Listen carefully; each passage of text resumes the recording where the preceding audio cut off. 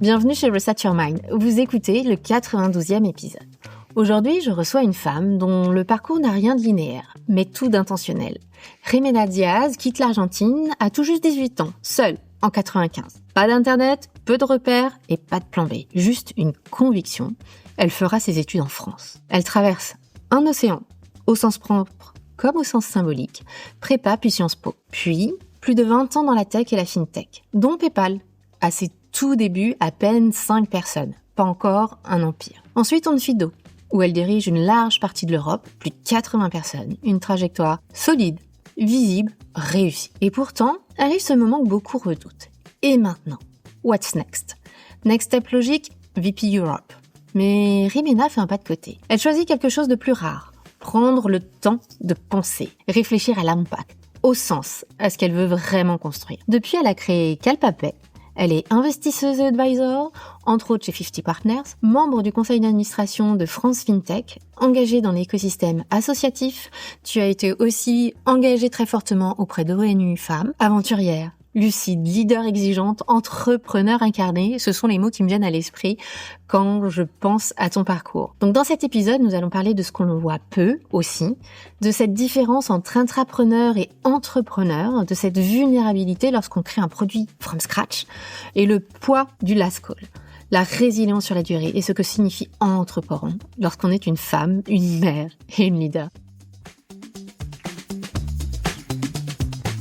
À toi qui écoutes cet épisode, je le répète souvent, Reset Your Mind n'est pas un espace pour performer plus. C'est un espace pour déprogrammer ce qui t'a tenu trop longtemps sous l'eau. Les fausses obligations, les exigences qui ne sont pas les tiennes, les rôles que tu as endossés pour être à la hauteur. Ici, nous ne cherchons pas à améliorer pour améliorer, nous invitons à refaire surface, à libérer de l'espace dans la tête, à relâcher la pression inutile, à exploser les contraintes que l'on s'impose, que l'on nous a imposées et qui nous font croire que l'on devrait serrer les dents pour avancer, pour avoir de la valeur, pour mériter sa place. Reset Your Mind, en tout cas, ce que j'espère en faire, c'est un lieu où l'on remet du fun, de la légèreté, du vrai, et surtout où l'on redécouvre cette évidence simple, oubliée et pourtant fondatrice. Tu es assez. Tu es déjà assez pour créer une vie personnelle et professionnelle, une carrière qui te ressemble réellement. Alors bienvenue. Jimena, bienvenue chez Reset Your Mind. Merci beaucoup. Bonjour Stéphanie et je suis ravie d'être là. Merci pour cette introduction absolument magnifique. Un grand plaisir. Je suis ravie. Merci de ton temps. On va rentrer vite dans le vif du sujet parce que j'ai très envie de revenir à toi. Comment est-ce que ça te vient à l'esprit de quitter l'Argentine seule à tout juste 18 ans, sans filet? Qu'est-ce qui t'a donné cette force? En réalité, il y a la force effectivement, mais il y a surtout, je pense que beaucoup de gens qui ont probablement quitté des pays qui ne sont pas très stables vont se sentir identifiés avec ce que je vais dire, mais en fait c'est plus un besoin. Ça a été plus pour moi un besoin qu'une envie, parce que à 18 ans, je suis d'une famille très unie et avec une maman poule, donc quitter tout le monde à 18 ans et potentiellement pas les voir pendant un an, et puis ça a été comme ça pendant des années, c'était un peu dur. Mais la réalité, c'est que, pour faire une histoire de mes 18 ans en Argentine en même pas 30 secondes, je suis née sous dictature militaire. J'ai vécu ce qu'on appelle l'hyperinflation, c'est-à-dire 1000% d'inflation en une année. Je pense que personne se rend compte de ce qu'on dit quand on n'affiche même plus les prix dans les supermarchés parce qu'ils changent du matin vers le soir. L'instabilité. Mon père était entrepreneur et j'ai vu la difficulté. Un coup ça marche, un coup ça marche pas. Et donc, je me suis promis très tôt de me donner les armes pour pouvoir potentiellement ne pas me retrouver coincée dans une Argentine qui tombe ou qui se relève. Je pars effectivement en fin 95, début 96, et la réalité c'est que tout le monde connaît un petit peu l'histoire de l'Argentine. On a entendu parler en 2001, l'Argentine se déclare en défaut de paiement et ça fait 20 ans qu'il y a des crises un peu successives. Donc finalement, Ta décision ma décision n'était pas complètement dénuée d'une vraie réalité. Oui, d'une vraie anticipation aussi de OK, je veux autre chose. Je veux avoir la possibilité d'avoir une carrière internationale qui me permettra de pouvoir vivre ailleurs si j'en ai besoin. Donc à l'origine, je venais juste faire mes études et je devais retourner en Argentine. Mais j'ai mon diplôme en 2001 et en 2001, l'Argentine explose. Donc, du coup, je suis pas retournée comme prévu. Très vite, même dès tes premiers stages, tes premiers jobs, tes premiers postes, tu as ce côté très challenge, très c'est tout neuf, il faut y aller, il faut construire, et très vite ça c'est quelque chose qui t'attire. Et le premier exemple qui me vient à l'esprit, c'est tu quittes une très grosse structure qui s'appelle Gemalto pour aller chez PayPal à l'époque où PayPal n'est pas du tout encore connu, n'est pas du tout cette structure que l'on connaît nous tous plus ou moins aujourd'hui. À l'époque, il y a 5 personnes qui forment PayPal dans les locaux d'eBay, enfin PayPal France à minima, dans les locaux d'eBay à Paris. Pourquoi? Qu'est-ce qui t'attire dans ce challenge? Alors la réalité, c'est que même si Gemalto était une grande organisation, depuis le début de ma carrière, j'ai vraiment toujours voulu faire un petit peu le pas de côté et essayer des choses nouvelles et différentes. Avant de quitter Gemalto, j'ai démarré chez Gemalto une activité qui n'était pas du tout développée, qui était vraiment au tout début. Moi, je voulais être commerciale. L'équipe commerciale était beaucoup plus senior que moi. On me dit, écoute, il y a un tout nouveau produit. On ne sait pas ce que ça va donner, mais il faut construire from scratch. On sait pas. Et la réalité, c'est que ce tout nouveau produit dont on parle, c'était les cartes sans contact. Et c'est comme ça que je commence à vendre des cartes transport partout en Europe et que je développe from scratch la carte de transport, puis le passeport biométrique, parce que je connaissais très bien le sans contact et que c'était la même technologie. Donc finalement, en fait, dès Gemalto, je commençais à construire. La raison pour laquelle je quitte Gemalto, c'est parce que au bout d'un moment, on avait construit un secteur d'activité, on avait des clients, c'était super. Et là, on me dit, il faut gérer. Et en fait, moi, je me dis non. Moi, je sais me battre. Je suis une chasseuse. Je vais chasser des nouveaux marchés. Je vais construire from scratch. Alors, gérer, c'est pas trop mon truc. Et là, je croise le chemin de PayPal qui était dans le même état d'esprit. Et de PayPal, tu t'arrêteras pas à ce moment-là, tu continueras, donc tu vas contribuer à lancer PayPal et ce qu'on connaît de PayPal aujourd'hui, mais tu bascules aussi après chez Onfido. Même contexte. Même contexte. Même challenge. Alors, ce qui est très drôle sur Onfido, à différence de PayPal ou même de Gemalto, je suis allée chercher l'idée de faire quelque chose de nouveau. PayPal, je suis allée le chercher et comme tu disais, PayPal, on le connaissait pas. Quand on passait un coup de fil, on nous disait, paye quoi? Une entreprise du groupe eBay. Ah! C'était ça, les débuts de PayPal. Et en fait, pour Onfido, on est venu me chercher en disant, on a quelque chose à monter from scratch. Et on a pensé à toi. Donc là, déjà, il y a un pattern qui se répète de création complète d'écosystème, encore une fois, comme tu dis, from scratch. Est-ce que toi, tu avais pris conscience de ça, que c'était ce qui te faisait vibrer, de créer de rien un écosystème, un marché, un produit? Oui, clairement, c'est ce qui m'amusait le plus, avec plein de questions quand même, parce que quand on crée from scratch, on se dit est-ce que ça va marcher, ça va pas marcher. Il y a plein de choses qui ont marché et plein de choses qui n'ont pas marché. Aujourd'hui, on voit PayPal comme il est, ou Onfido, ou même Gemalto, et voilà, quand on se dit tiens, effectivement, quand on voit ce que super success story, quand on voit ce que ça donne le pass Navigo ou le passeport biométrique que tout le monde a aujourd'hui, on se rend pas compte de ce qu'on a pu faire à l'époque. Mais en tout cas, c'est ce qui me passionnait vraiment, et c'est ce qui me faisait me lever le matin et venir et passer des heures et finir un pas d'heure et aller répondre à des appels d'offres à la dernière minute, etc. Mais c'était vraiment ça ce qui me motivait, le fait de créer et de voir la satisfaction de commencer à avoir les premiers contrats, et même quand ils étaient petits, il fallait vendre en externe et aussi en interne, parce que quand on débarquait avec des petits contrats, on nous regardait en disant quoi? Non, mais tu comprends pas, parce que la visio, en fait, plus tard, ça va donner tout ça. Ah! Ouais. Donc, il fallait quand même avoir un business model interne. Et tout un storytelling interne, en plus. Exactement. J'imagine. Pour pouvoir obtenir aussi quelques changements, parce qu'on ne dit pas, c'est qu'il y a quand même des impacts sur le produit quand on commence à vendre, qui sont, on nous donne un truc, mais c'est pas exactement ce qui correspond aux besoins du marché. Ouais. Tout à fait. Donc, il y a énormément d'itérations et d'allers-retours aussi pour ajuster, bien comprendre le marché, marché.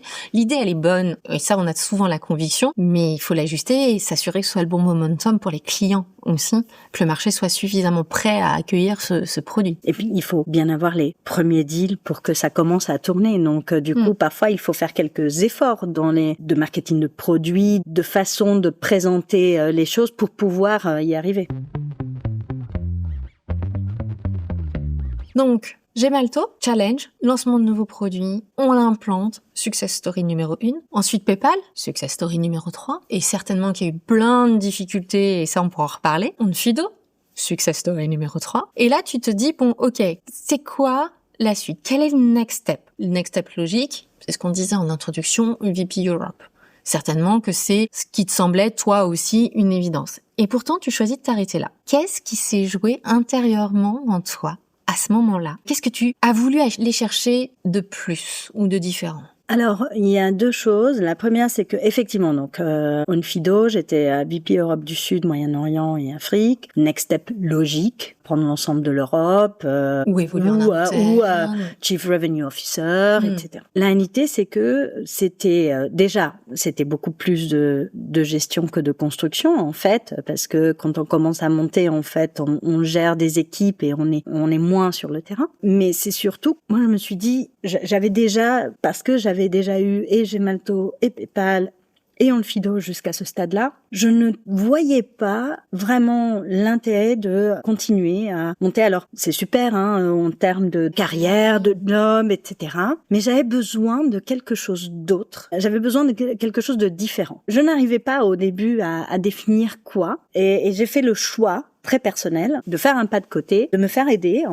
J'ai pris un coach à ce moment-là, sans en informer l'entreprise, mais vraiment moi, personnellement. J'ai décidé d'investir en moi. J'ai investi pendant 6 mois avec un coach pour essayer de trouver où est-ce que j'allais avoir à nouveau cette fibre, cette vibration que j'avais pu ressentir au démarrage tant des différents projets, que ça soit chez Gemalto, chez PayPal ou chez Onfido. Et en fait, le résultat, au bout de 6 mois, a été de me dire non, mais en fait, là maintenant, je vais passer de l'intrapreneuriat à l'entrepreneuriat et je vais monter ma boîte. Et c'est comme ça que Calpapay naît, cette idée de créer un mode de paiement spécialisé pour les associations et fluidifier cet échange. Alors, t'es experte de ce milieu-là, t'es experte dans le lancement de produits, dans la création, et tu l'as dit, en tant qu'intrapreneuse, en entreprise. C'est quand même clairement pas la même chose. Non. Pourquoi ce positionnement? Pourquoi Calpapay? D'où c'est venu? Ce qu'on n'a pas dit depuis, tu l'as dit en introduction, mais qui est quand même très particulier, c'est qu'en même temps que j'ai fait 20 ans dans la fintech et que ça soit Gemalto, PayPal ou Onfido, ça faisait 20 ans que j'avais un engagement associatif assez important. Sait-on jamais si tu t'ennuies? Voilà. Donc, du coup, j'avais monté avec mes sœurs une association dans l'éducation pour financer des écoles en Amérique latine. J'ai été pendant 8 ans au conseil d'administration de ONU Femmes et j'ai été secrétaire générale de ONU Femmes, responsable de tout ce qui est fundraising. Je suis actuellement au COMEX d'une fondation dans la transition écologique. Donc, en fait, j'ai eu un petit peu de vie parallèle, une dans l'associatif, en voyant toutes les difficultés que pouvaient avoir les associations pour collecter des fonds, pour avoir des fonds de façon régulière. Une de mes problématiques chez ONU Femmes, c'était comment on fait pour avoir des donateurs réguliers et individuels, parce que finalement, les entreprises, c'était ce que je savais faire plus, mais les donateurs individuels, c'est toujours un peu plus difficile. Et en parallèle, donc j'avais cette expertise de la fintech depuis longtemps. Et donc je me suis dit, mais ce qui serait formidable, c'est de mettre à disposition mon expertise de la fintech au bénéfice des associations et de mélanger les deux. C'est comme ça que Calpapay est né du concept de dire aujourd'hui les gens ils ont de plus en plus l'habitude de faire de l'arrondi pour des associations et on a voulu redonner d'ailleurs dans le concept de Calpapay il y a l'idée de redonner le pouvoir aux donateurs, que ça soit lui, de ses transactions, il définit combien il va donner à chacune des associations, qui définit à quelle association il donne, et qu'il ait sur une même application tous les reçus fiscaux qui vont avec. Donc en fait, c'est ce mix qu'on a voulu créer et c'est comme ça que ça a démarré il y a presque 3 ans. Et donc aujourd'hui, Kalpapay, aussi en quelques mots, vous adressez plus les associations, vous adressez plus le public. Comment est-ce qu'on peut venir grand public? Alors on fait les deux. Donc on a une offre grand public, on est sur les stores, sur Apple Store et Google Store, et donc on a des gens qui ont besoin. En fait, on a un positionnement de deuxième carte, une carte supplémentaire, de la même façon qu'on peut. Il y a plein de gens qui ont besoin d'une deuxième carte, mais la nôtre elle est à impact. On sait qu'à chaque fois qu'on s'en sert, on va pouvoir faire un don à des associations qu'on aura choisies. Et on adresse aussi, donc on va chercher des associations d'intérêt général qu'on accompagne pour les aider à récolter des fonds et surtout à avoir des donateurs réguliers, qui est un peu le nerf de la guerre pour beaucoup d'associations. Oui, et puis il y a quand même un attachement aux associations que l'on soutient. Donc c'est parfois on oublie parce qu'on est happé par notre quotidien, alors que c'est quelque chose qui nous tient très à cœur. Donc j'ai l'impression aussi que vous vous positionnez là comme facilitateur. Absolument. Et puis on a voulu, en fait, ça c'est un peu mon historique onusien, on s'est basé sur les objectifs de développement durable des Nations Unies, et donc aujourd'hui on a des associations dans la lutte contre les inégalités, l'enfance, la santé, l'environnement, la lutte contre la faim, pour essayer effectivement. Aujourd'hui les gens, quand ils veulent donner, parfois ils se disent je veux donner dans l'environnement, il y a tellement d'associations, par où je commence. Et donc l'idée, c'est de leur permettre de dire, bon, toutes ces associations-là, nous on les connaît, on sait ce qu'ils font, des dons, on sait où ils vont communiquer, on les aide et donc à communiquer aux donateurs. Donc régulièrement, on sait ce qui s'est passé et quels sont les projets. Où sont partis et dans quoi est-ce qu'ils ont été investis. Ah, ça c'est hyper intéressant, cette visibilité-là, cette transparence, parce que c'est quand même aussi quelque chose une question qui se pose toujours. Absolument, qui est quand même une grande problématique qu'on essaye d'adresser en communiquant et en ayant tout sur une app, en fait. Donc l'app, on la trouve sur les stores habituels. Donc au passage, si ça vous tente, allez regarder. Je pense que ça peut être une très bonne idée que d'aller télécharger Kalpapay si c'est pas déjà fait. Je vais revenir sur la partie intrapreneur-entrepreneur.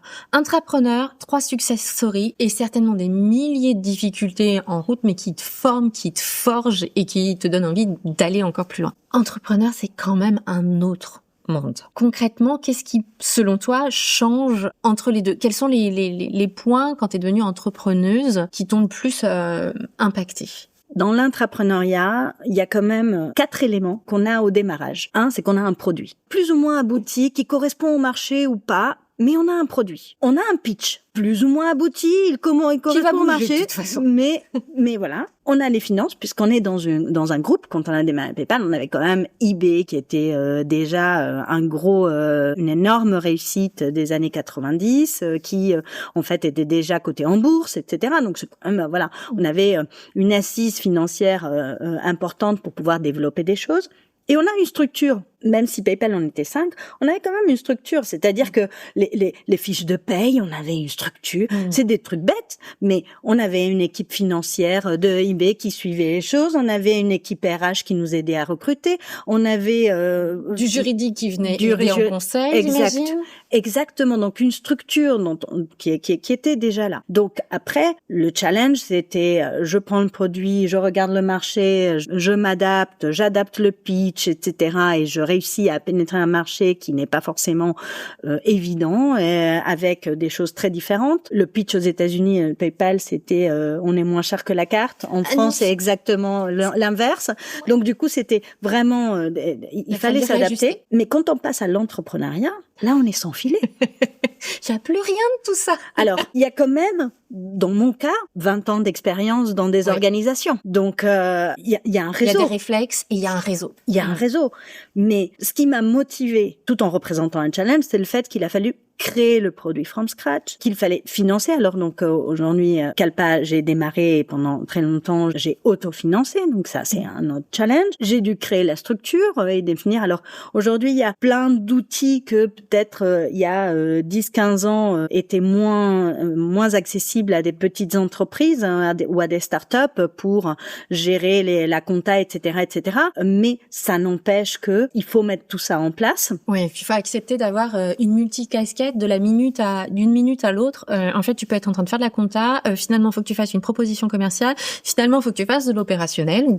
Là, pour Kalpa, j'imagine, réfléchisse au produit, au use case et voilà, à tout ce que je réponde au dev parce qu'il y a le produit design. Front design, mais il y a aussi derrière la partie technique. Et puis que je définisse le pitch parce que pour pouvoir faire une proposition, en fait, il faut raconter une histoire. Donc tout ça est à créer et un peu s'enfiler. Je pense que c'était ça la grande différence qui a été particulièrement, qui l'est toujours, mais qui a été particulièrement impactante les premières années. Lorsqu'on préparait cet épisode, tu me parlais aussi d'un énorme avantage que 20 années d'expérience apportent, c'est le réseau. C'est le réseau justement et cette possibilité-là qu'on crée sur la durée de tiens, j'ai telle question, je peux appeler un ami. Oui. Effectivement, quand je vois des jeunes entrepreneurs se lancer, je suis très admirative parce que il n'y a pas ça.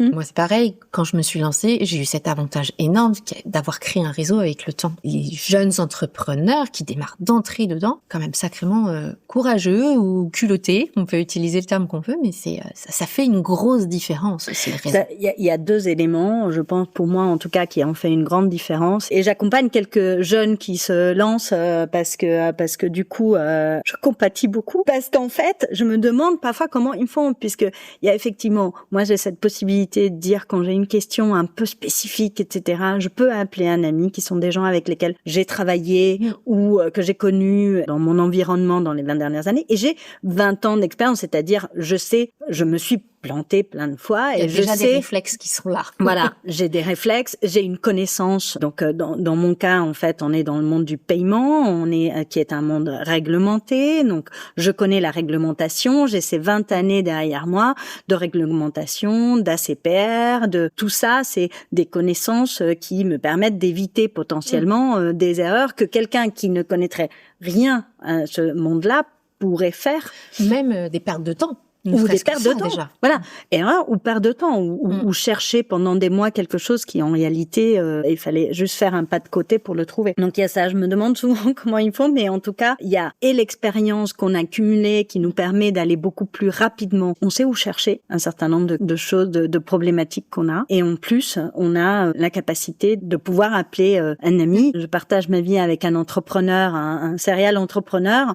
C'est aussi vraiment un vrai soutien de pouvoir dire mais parce que lui par contre il a monté sa boîte from scratch dans la vingtaine, donc du coup lui il a eu tous ces points sans cette expérience et en fait voilà ça aide aussi de partager avec d'autres entrepreneurs, d'échanger. Moi je sais que j'accompagne beaucoup d'entrepreneurs aussi en coaching et c'est un des premiers trucs que l'on lève, à savoir comment est-ce que tu es entouré. Comment est-ce que tu es entouré? Rejoins des réseaux. Alors certes, déjà, un coach, ça aide beaucoup, mais rejoins des réseaux, parle avec des pairs, parce que c'est capital, sinon il y a un isolement qui est quand même assez fort.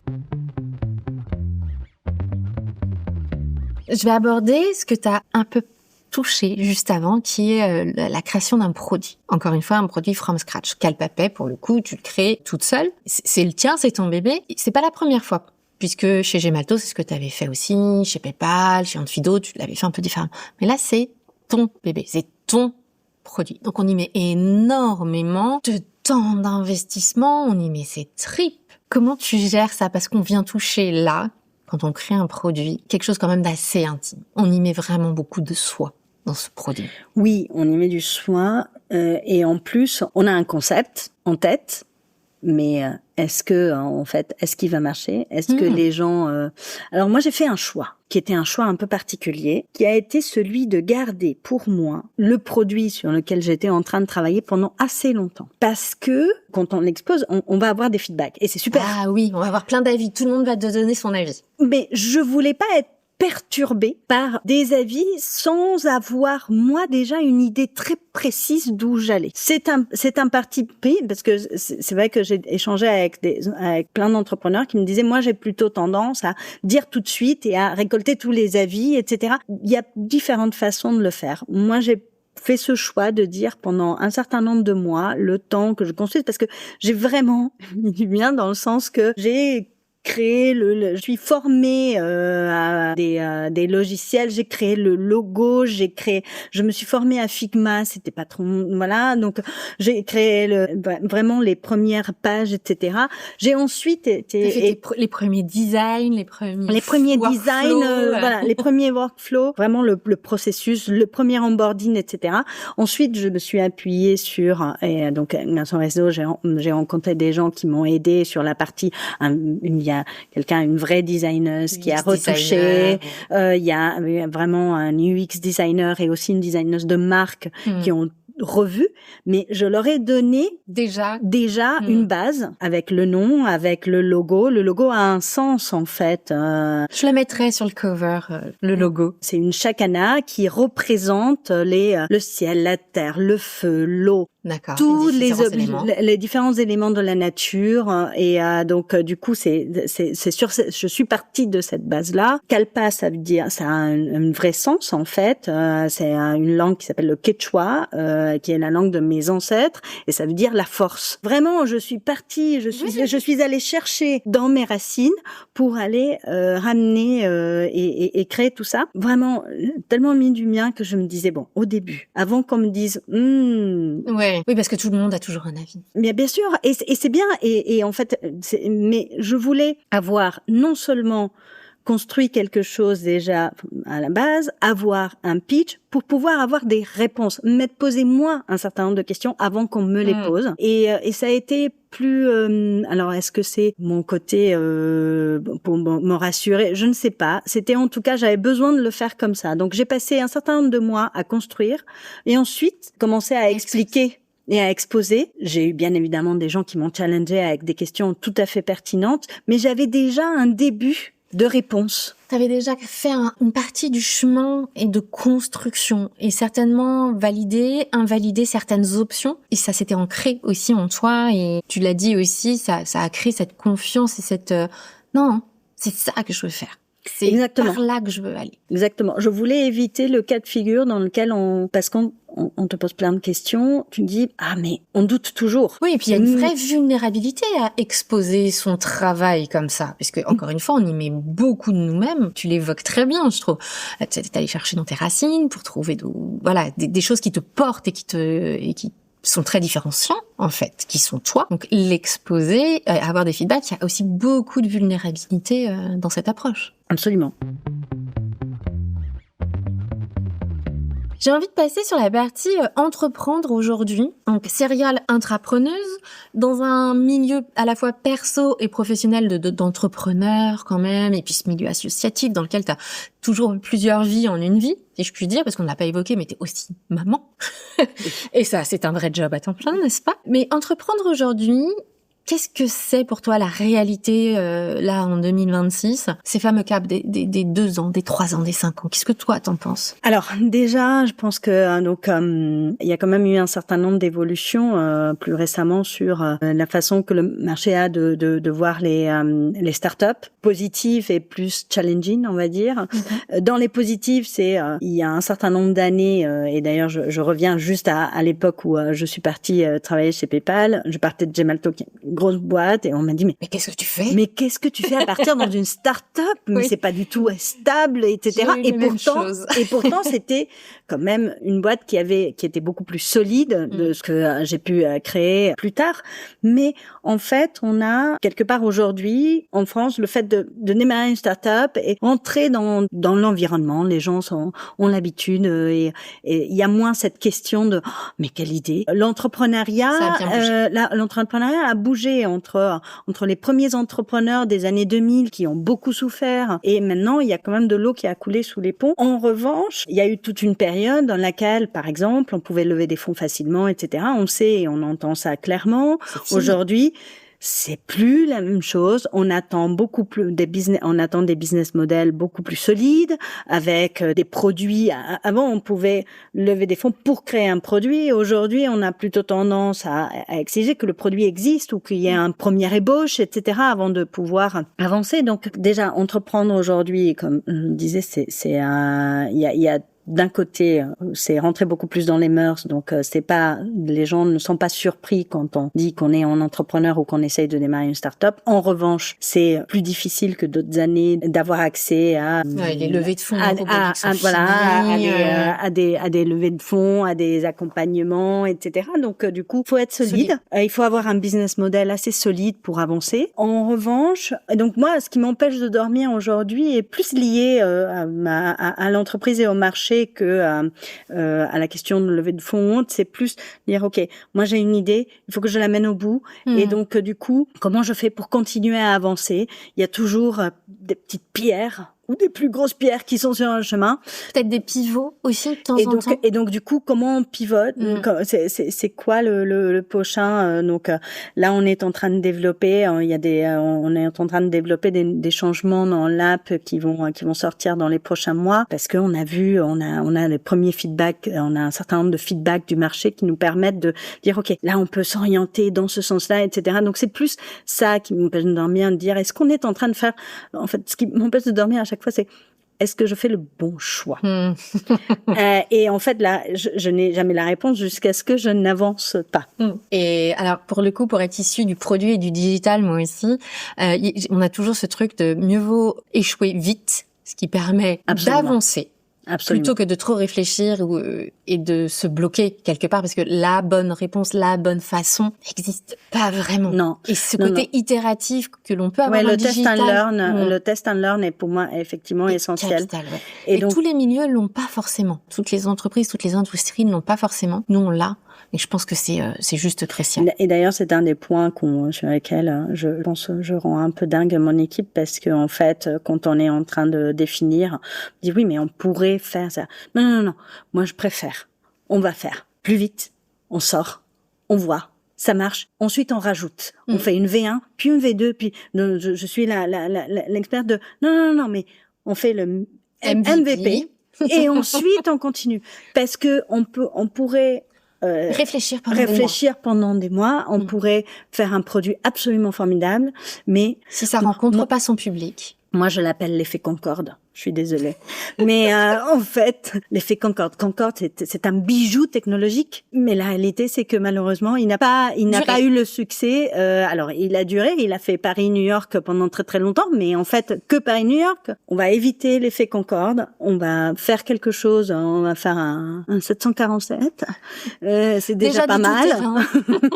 Comment tu fais pour tenir dans la durée ou les jours qui sont down? Comment est-ce que tu fais pour tenir mentalement, émotionnellement et physiquement? Parce qu'on sait à quel point l'entrepreneuriat, c'est quand même une course de longue distance. C'est pas toujours évident, hein. Un des points sur lesquels j'essaie de travailler, c'est de compartimenter, de m'organiser, de faire en sorte que je puisse avoir une to-do list qui, à la fin de la semaine, soit réalisée et pas qui s'enchaîne de semaine en semaine, qu'on puisse avancer. J'essaie vraiment de faire un temps d'arrêt en milieu de semaine pour dire, ok. Où est-ce que j'en suis? Oui, mais c'est surtout, qu'est-ce que je vais accomplir d'ici vendredi. Pas d'ici dans 3 ans. Pas d'ici dans... Non, juste d'ici vendredi. Ouais. Moi, je fonctionne aussi à la semaine. J'ai mes objectifs annuels, trimestriels, mensuels. Mais chaque semaine, début de semaine, ok. À la fin de la semaine, qu'est-ce que je vais avoir géré à tout prix? Voilà, exactement. Quand vendredi soir, on a fini la semaine, qu'est-ce que je ne veux surtout pas avoir raté? Exactement. Qu'est-ce que je ne veux surtout pas à me dire, mince, on l'a pas fini et il faut qu'on le fasse la semaine prochaine. Ça, c'est un des points. Et le deuxième point, c'est que je me nourris, en fait. Parce que tu fais plein de choses. Oui, aussi, en plus. Mais ça m'aide à me nourrir parce que, en fait, il y a ce que tout le monde le dit, il y a cette espèce de solitude de l'entrepreneur et de l'entrepreneuriat. Même quand on a une équipe, il y a un certain nombre de décisions où moi je dis voilà, ça, là maintenant c'est moi qui décide et j'en prends les risques et les responsabilités qui vont avec. Et donc du coup, j'ai besoin pour ça de pouvoir échanger. Et donc, je suis effectivement, comme tu l'as dit au tout début, je participe à des événements, je suis investisseuse chez 50 Partners et ça me permet aussi d'échanger avec d'autres entrepreneurs qui sont à des stades très différents dans leur projet entrepreneurial, de voir des entrepreneurs qui arrivent et qui pitchent et voir leur challenge. Je suis donc dans l'associatif aussi. Je suis chez France FinTech et donc tout ça, c'est aussi des choses qui me permettent de sortir de mon tunnel de projet et de m'ouvrir à d'autres. Prendre de la hauteur, ressentir comment le vent bouge dans notre écosystème. Écouter des gens, des choses différentes et dire ah tiens, parce que en fait je pars du principe, et alors je marche beaucoup, parce que je pars du principe que les idées, moi j'ai toujours cette panique de la page blanche, en fait quand je suis devant mon ordinateur et qu'au bout d'un moment je tourne en rond, tu fermes tout, tu vas prendre l'air. Je vais prendre l'air. C'est même pas la peine. Au bout d'un moment, c'est même pas la peine. Et donc du coup, je vais prendre l'air, je vais marcher pendant 1 heure. Et alors pour toutes celles et ceux qui nous écoutent et qui sont entrepreneurs ou isolés, c'est le meilleur conseil qu'on peut se donner, qu'on peut partager, je pense. C'est quand ça bloque, allons prendre l'air, changer d'air, bouger. On fait pas rien. On a tendance à dire que oui, mais on va pas produire. Mais en fait, on n'est pas là que pour produire et on a besoin de ces espaces. Et très souvent, c'est comme ça que les meilleures idées, les meilleures solutions viennent. Absolument. Il y a un petit côté marche méditative aussi parfois dans ce genre de moment. Moi, je mets la musique et je pars marcher. Je peux marcher 1 heure, 1 heure et demie, et ensuite je peux me rasseoir, mais dans un autre esprit. C'est important, et c'est pour ça que ces événements auxquels je peux participer, etc. Il y en a qui sont liés à ce que je fais et qui vont effectivement être un peu dans le milieu de la fintech, etc. Mais il y en a d'autres où je vais tous les ans à un événement organisé par 50 Partners qui est les journées Impact. Alors tu me diras, effectivement, Calpapay est une entreprise à impact, mais je peux entendre des pitchs de santé, de choses très différentes, des gens qui parlent de l'espace, j'ai vu pitcher des projets de l'espace. Je vais chez Vivatech et en fait, l'idée c'est d'aller écouter, regarder et m'inspirer, mais aussi juste ouvrir les horizons. Ouais, c'est vraiment primordial ces moments-là, je pense, de pas les sacrifier. Ils ont leur importance aussi. J'aimerais faire un petit pas de côté avant de conclure. Tu es très engagée sur plein de sujets, mais tu es aussi maman. Donc femme, maman, leader, entrepreneur. Qu'est-ce que cela change pour toi, à ton avis, d'entreprendre en étant une femme et une mère? Pas en théorie, mais plus dans la vraie vie. Qu'est-ce que ça apporte? Dans la vraie vie, j'aimerais pouvoir dire, et j'essaye, j'ai des plannings de comment on va s'organiser, etc. Voilà. Et ça, je pense que chaque maman qui va nous écouter va se reconnaître là-dedans. On va tous dire, et donc là je vais donner la théorie et après la pratique. La théorie c'est, j'ai des enfants encore pas en très bas âge, mais encore totalement autonomes, pas autonomes du tout, qui ont besoin d'une présence. J'ai envie d'être là pour eux parce que en fait, j'ai lu récemment quand nos enfants auront 12 ans, on aura passé déjà, je crois, 75% du temps, et quand ils auront 18 ans, bon voilà, et après ça sera de moins en moins. Et donc, j'ai toujours entendu les gens dire profite parce que ça passe très vite. Et c'est vrai que ça passe vite. En tout cas, moi, c'est ce que je ressens. Ça passe vite. Je vous regarde encore des photos quand ils étaient bébés. En théorie, j'essaye de m'organiser, de définir des horaires, etc. C'est triste. La réalité, c'est que on démarre la semaine. Ah, mais non, c'est cette semaine-là qu'il a une otite. Il y a une sacrée dose de lâcher prise à cultiver. Exactement. En fait, je m'adapte constamment. Donc, du coup, j'ai une structure, un planning. Et ensuite, j'essaye de caler dans ce planning les aventures de la semaine. Parce qu'il y en a. Non, mais parce qu'il y en a. Le prof qui est absent, le machin, truc, etc. Et donc, du coup, il faut s'adapter. Donc, ça, c'est pour la partie être mère. Donc, j'essaye de tout gérer. J'y arrive pas toujours, mais en tout cas, j'essaye aussi d'expliquer aux enfants jusqu'à quel point c'est pas évident et qu'il faut absolument qu'ils comprennent. Et après, l'entrepreneuriat, c'est alors parfois, voilà, quand une semaine a été trop perturbée par des éléments perso, ça m'oblige à bosser parfois le week-end pour compenser, etc. Parce que j'avais un objectif cette semaine-là et que je veux quand même l'atteindre. C'est vrai. Et t'as cette culture de l'accountability sur toi-même déjà très forte aussi. Oui, et puis surtout, en fait, le point et la grande difficulté qu'on a entrepreneur, c'est que si on se donne pas les objectifs et on n'essaie pas de les tenir nous-mêmes, il y a personne d'autre qui viendra le faire. Il n'y a pas un boss ou qui va vous dire non mais présente-moi ton plan à 3 ans. Mais mon plan à 3 ans, c'est moi qui me le présente et si je veux le tenir, il y a que moi qui peux pousser pour qu'il tienne. Moi j'ai eu l'expérience inverse quand on était chez PayPal, chez Onfido, chez Malto, on allait présenter le plan à 3 ans et donc du coup on définissait, on réfléchissait et puis après stick to the project, allez on y va, etc. Là c'est toi et toi-même. C'est toi qui l'écris. C'est toi qui l'exécutes. Il est perturbé par la réalité du terrain, que ça soit au niveau de l'entreprise, des choses qui devaient se passer d'une façon et qui se passent pas comme prévu, et puis la vie de tous les jours. Mais comme quoi, c'est possible d'être maman avec des enfants pas si autonomes non plus, être entrepreneuse, d'être rigoureuse, stick to the project, comme tu disais, avec vraiment cet engagement vis-à-vis de soi-même en tant qu'entrepreneur, parce que de toute façon, comme tu le dis, il y a personne d'autre qui viendra te demander des comptes. Et en même temps, ce côté lâcher prise, adaptabilité permanente, parce qu'effectivement, il n'y a pas une semaine qui se ressemble. Parfois, c'est les enfants, les minis, mais parfois aussi, c'est le temps, la météo ou les rendez-vous qui étaient initialement prévus, qui bougent, qui changent.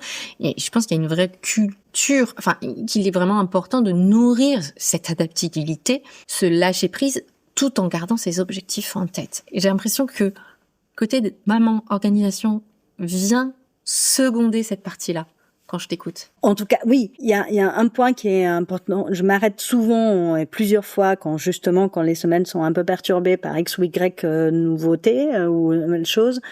Je suis obligée de m'arrêter, de dire attends. Donc, c'est quoi les priorités? Quelles sont mes priorités? Et revenir aux priorités parce que en fait, j'avais à l'origine un plan et le plan, voilà. Après, en femme entrepreneuse, il y a quand même un élément qui est une difficulté. On a souvent, il y a des statistiques et on les communiquait à Connues Femmes d'ailleurs, et elles sont connues. Les femmes entrepreneuses ont moins de support, moins de financement, etc. Se payent très mal pour la plupart. Donc c'est pas évident. On a pu me poser la question, mais est-ce que tu as un cofondeur? Est-ce que voilà? Donc du coup, oui, parce que toi toute seule, c'est pas possible. Ouais, c'est un point. J'ai un avantage, je pense que parfois, c'est pour ça que je pense aux plus jeunes qui est plus difficile, c'est que j'ai un track record d'avoir été DG de PayPal, VP d'Onfido, etc. Et donc ça rassure, mais j'ai l'impression qu'on a quand même besoin de rassurer plus, de justifier plus, et de justifier, de monter patte blanche, de voilà. Quand on est une femme seule, quand on est une femme entrepreneur. Rimena, pour conclure, merci déjà pour tout ce partage. C'est hyper intéressant d'avoir cette vision, 20 ans de carrière derrière toi en intrapreneuse, là, depuis quelques années maintenant, entrepreneuse solo. Quel serait ton mantra ou ta phrase pour celles et ceux qui nous écoutent, qui toi te guide et te porte au quotidien, justement dans cette envie de plus? Celle de se dire que rien n'est impossible. La fameuse phrase de ils ne savaient pas que c'était impossible et donc ils l'ont fait. Je vais la transformer si tu veux bien. Elles ne savaient pas que c'était impossible, alors elles l'ont fait. Absolument. Qu'est-ce que t'en penses? Absolument. En tout cas, moi j'ai souvent eu ce cas de figure et ça a commencé très jeune quand j'allais partir en Argentine. On me disait non mais à l'époque où il y avait pas internet, etc. Mais elle va partir en Europe, mais c'est impossible. Ce n'est pas possible. Il y avait encore des cabines téléphoniques à cette époque-là. Absolument. Mais je passais un coup de fil par semaine à mes parents dans une cabine téléphonique avec les cartes, voilà. C'est peut-être de là que c'est vu cette première expérience dans les première carte à puce. Et surtout, en fait, je me souviens des mamans au lycée arrêtaient ma mère en disant mais vous allez laisser votre fille partir? Donc c'était impossible. Et quand Mais tu l'as fait. Et quand je parle, j'ai maintenant dit non mais mais votre truc chez PayPal, mais c'est impossible. Donc, Et en tu fait, l'as refait. plus on me le dit, en général, plus on me dit, c'est intéressant. C'est un challenge que je peux relever. Vraiment, j'encourage, ne vous arrêtez pas aux peurs des autres. Aux peurs de c'est impossible, c'est difficile. Bah, bien sûr. De toute façon, rien n'est easy. Quelle satisfaction on aurait si c'était facile. Bon, je pense que rien que sur ces derniers mots, vous savez pourquoi j'avais tant envie d'avoir Rimena à mon micro. Rimena, merci pour ton temps. Merci pour ce partage d'expérience, pour ce partage de connaissances. Je me permettrai de mettre bien évidemment en commentaire de l'épisode le lien vers Calpapay. Et puis vers ton profil LinkedIn si on a envie de continuer à échanger avec toi ou se connecter. Merci pour ton temps. Merci beaucoup. Merci Stéphanie.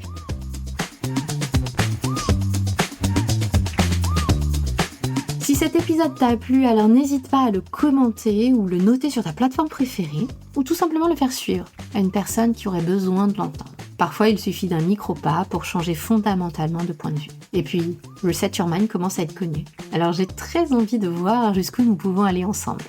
À la semaine prochaine.